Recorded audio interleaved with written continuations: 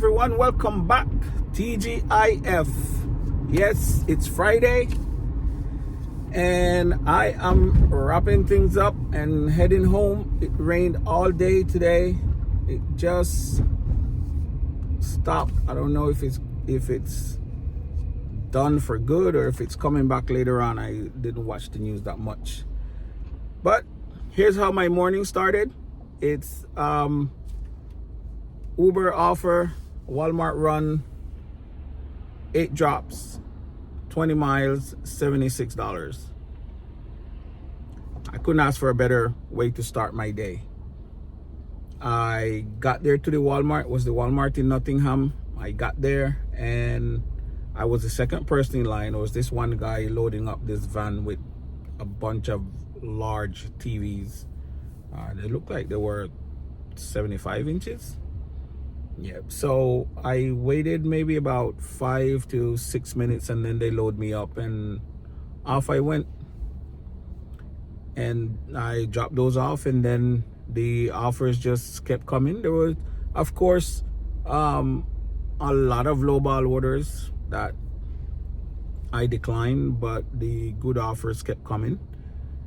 This is what they look like. And yeah, so in my video yesterday, I talked about how I waited for an hour and a half for the 3 Walmart orders that I got that was paying out $75 with very little mileage. I think it was like 4 miles to the Walmart and then 5 miles complete for the 3 drop off. And how I decided to stay, because I'm not going to make $75 in an hour and a half unless I have 2 catering orders, or sometimes with DoorDash I'm lucky enough to get a catering order that pays out $75 or more. So, but the reason I bring this topic up again is because why do we get angry at the Walmart employees? I personally don't get angry at the Walmart employees because it's not their fault that Walmart is having a meltdown during this season.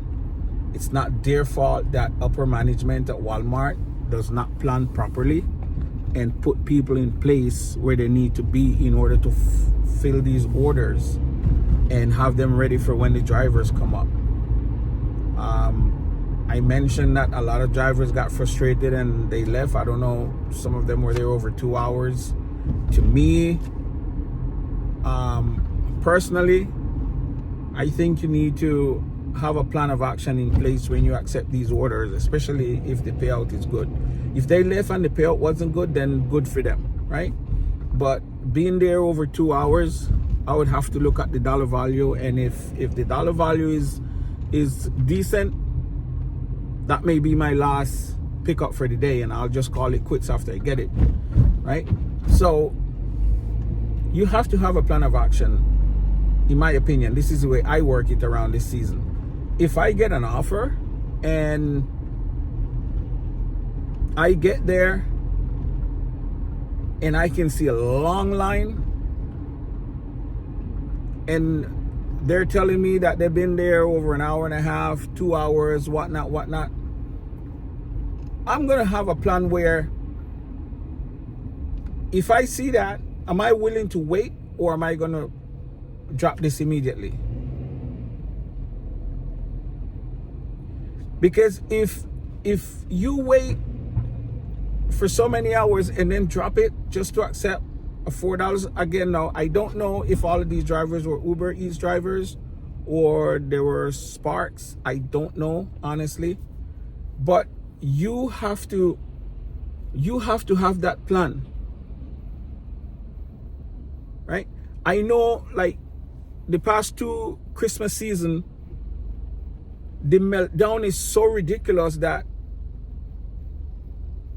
my plan is when I get there, if I see nothing is moving and I ask other drivers or even get to talk to one of the employees and they say, man, you know, it's going to be X amount of time, It's up to you if you want to wait, you know.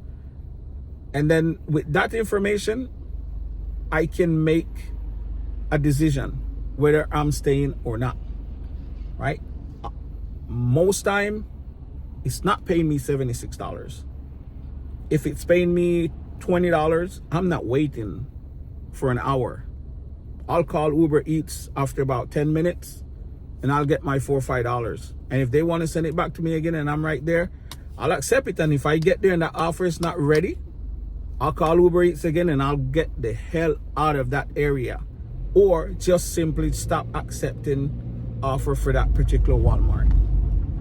Not all Walmart is the same, right? Some Walmart run smoothly around this time, some of them don't. So just have a plan of action, and please don't get angry at the employees. I saw drivers yesterday banging on the door. I mean, really, really hard.